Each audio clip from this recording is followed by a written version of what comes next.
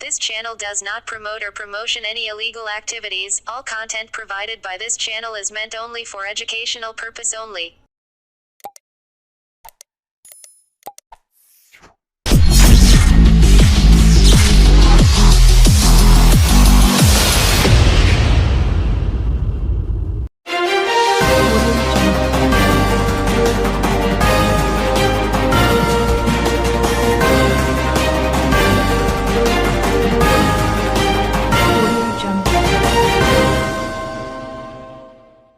গতকাল মাঝরাতে নাকা চেকিং চলাকালীন আগ্নেয়াস্ত্র সহ ধৃত 5 দুষ্কৃতীকে গ্রেফতার করল শ্রীরামপুর থানার পুলিশ।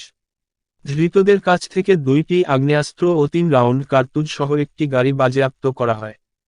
ধৃতদের আজ শ্রীরামপুর আদালতে তোলা হয়।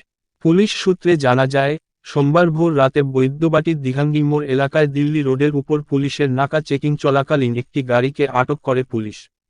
তল্লাশি করতে গেলে গাড়ি ছেড়ে পালায় গাড়ির চালক। ধৃতদের নাম শিবনাথ বিশ্বাস, সৌম্য সুরুল, সুমিত দাস, স্বস্তিক দাস, দীপক সিং। প্রশাসন সূত্রের খবর এরা সকলেই শ্রীরামপুরের বাসিন্দা।